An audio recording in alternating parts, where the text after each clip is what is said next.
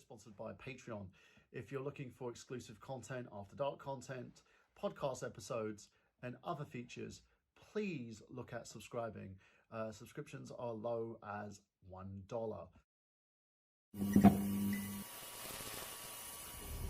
Hey everyone, it's Mike. It's sunny here in Pinghu. It's like about, I would say, over 30 degrees out here. It's nice. I'm in my vest and my sweater because I'm looking like Leisure Suit Larry at the moment. Leisurely walking the dogs. We can see the doggos. There's Lucky, there's Luigi. Behind us there is Banjo, trying to find things to eat on the floor because she keeps doing this and I keep telling her no. But she's gonna learn a lesson because they always learn a lesson.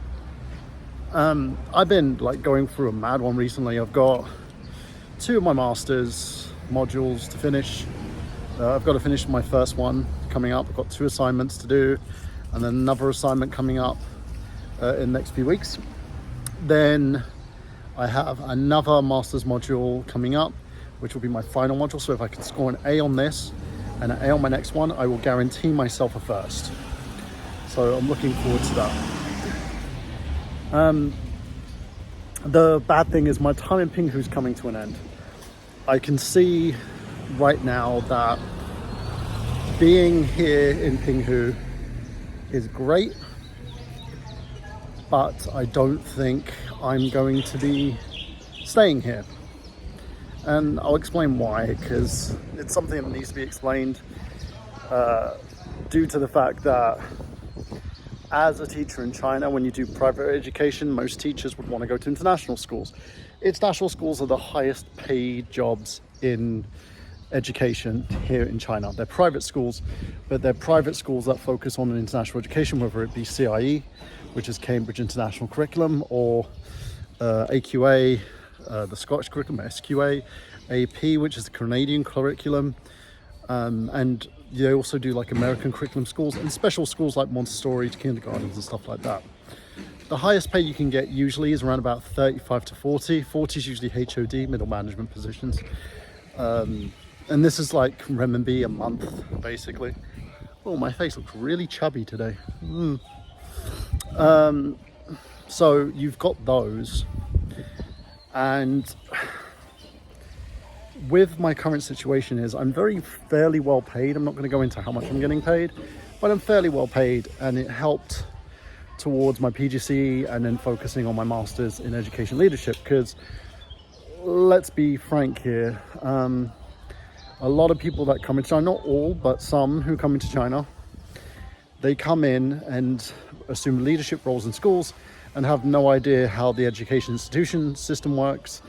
They have no understanding of the local policies, and they also abuse their positions. And one of the reasons I decided to take education leadership is because I believed that I could do a lot more with what I have. You know, I want to help shape the modernization of China's education system from now onto where it leads further, because they have a plan until 2035 on how they see education progressing.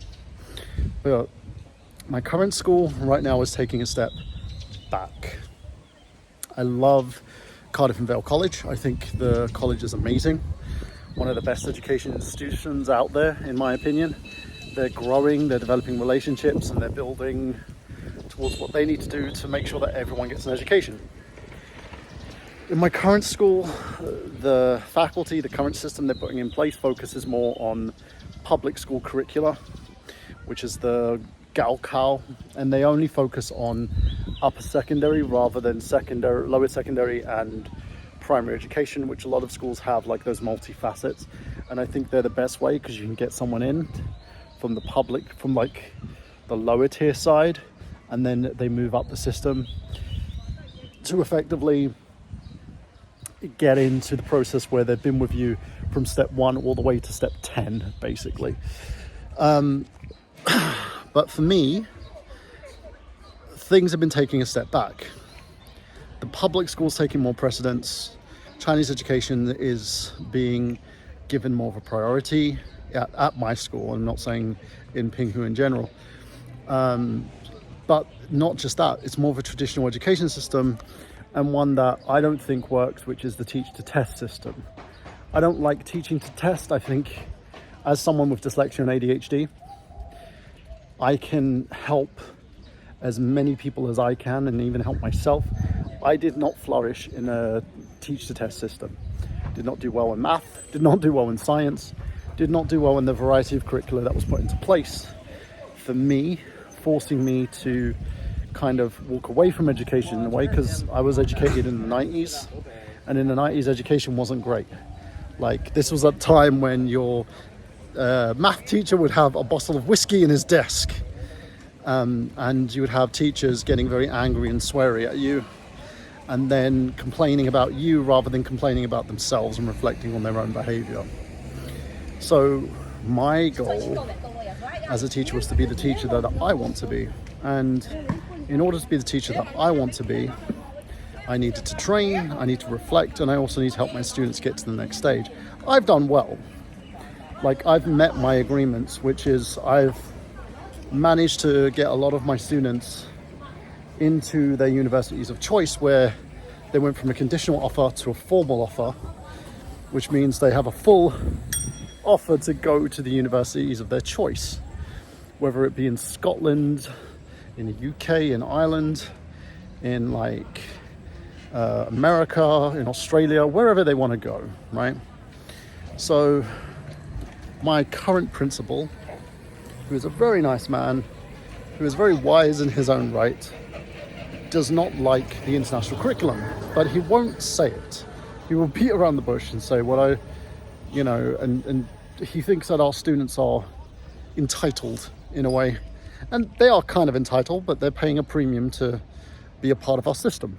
The problem is, he wants to turn the International Curriculum Centre into a public school system where they're up at 6 o'clock in the morning, they're in bed by 10 o'clock at night after studying the whole day. We have to do one-on-ones to help students focus on their IELTS training, which is the International English Language Testing System, which, by the way, I do very well in terms of the speaking component. I helped the new IELTS teacher with her training to help her develop her methods of teaching, to allow her to kind of better grasp on what she needs to do in helping the students gain advantages over this system, because it's like a video game in a way. You're teaching them a system and how to beat it. You're not teaching them technically on how to, be more effective in speaking and listening in general society. Because the IELTS testing system, it's okay, but it is, in terms of an English language equivalent test, I have dyslexia and I got a 7.5, 8.0 in speaking, 7.5 in reading, 7.5 in listening, and a 7 in writing. If someone like me can easily get past the system, anyone can do it. And I only did it with 2 weeks of training. And a lot of people were like, well, you're English, there's just, technically you have an advantage because you're a native speaker. No, it doesn't work that way. What it works as is how the system works rather than how you work. And that's where the problem lies. So anyway, he's talking about that. We have done nothing to promote the achievements of my department, the achievements of the international department. I've been forced out of the public school into the international department. I've been taken out of all the advertising materials. Everything they used to promote the school with me and other foreigners in it have been removed. So I know the writing's on the wall. I know that I'll eventually have to leave, but I also know that I'm being messed around with right now, where what they're going to do is wait until I break for the summer and then let me know that they're releasing me during the summer. I'm not having that. So what I'm going to do is I'm going to have a conversation with them recently, probably this Tuesday after the Dragon Boat Festival, and speak with them about the situation and hopefully resolve any issues that we have so that we can have a mutual parting of the ways and I can get my severance and move on. It's no one's fault in a way, because let's be real, they have their way of doing things. This guy's been working in education for 30 years, so he has an understanding, not the understanding, but an understanding of how he believes education should be. and that doesn't include international. So I'm not needed. People like me aren't needed. So the opportunity now is to move somewhere else. I do have offers to move to other schools. I've been interviewing heavily over the past, I would say, 3 weeks, because I made up my mind that I wasn't going to sit on my hands and wait for individuals to tell me when when my contract was going to be broken, that I would take full advantage and push to make my exit, get everything sorted out so that when I leave, I can, pay the last 3 months of my rent, move out of my apartment and move to a new apartment in a new area. Plus the severance package will help me set up my new life and move into my next phase of my career. I got 3 offers from Shanghai. Those are the ones I'm focusing on because, to be frank, I believe those are the best ones. I've had offers. I had one from a place in Guangzhou. They then pulled that offer because someone that I trusted, who was my old boss, decided he wanted to trash me for no reason. I don't know why he did it. I think he thought that I was too big for my britches and wanted to trash me to make sure that I had 0 opportunities. I called him out on it as soon as I found out, because here's the thing. They can tell you under feedback that one of your references was a bad reference. But I'm not stupid. I tracked down who it was because I spoke with the other 2. One of them is a very close friend of mine. The other one is my mentor. So it was only him. And then when I called him out, he took the bait and then contacted the school to try and blame them for his stupidity. But, if you're an international teacher, you've got to watch out for things like this, who you have as in your reference list, because I'm not saying everyone is like this, but in a place where they talk about morality, there are a lot of people who have 0 morals and will do whatever the fuck they want, which is sad. So there was that. Most of the places offer a very, I would use the word modest salary, because they do not have the bargaining, the positioning, or even the student count to offer you a good salary. So I'm currently stepping down from a HOD position, which is what my position is currently, and I'm going to be moving into a drama teaching position, which is what I've always wanted to do. Always wanted to just teach drama, but again, I've got to make some compromises. I'm teaching drama and ESL, but the chance of going to this school that I'm going to, the head of international is a great guy. I've had a conversation with him. I met him at an event in Shanghai and spoke to him about the way he sees things, and he knows my passion. He sees the way I am. He sees I'm fairly intelligent about education in general, that I understand how things work, and that I think on a level the 2 of us have similar mindsets. So I can get to work under his learning tree. I get the chance to help expand their drama department, working with their head of drama. So I'm quite happy about that. She seems very easygoing, not like the head of drama I had to deal with 2 years ago in DuPont Education, who was a complete nightmare of a human being. So she seems pretty easygoing.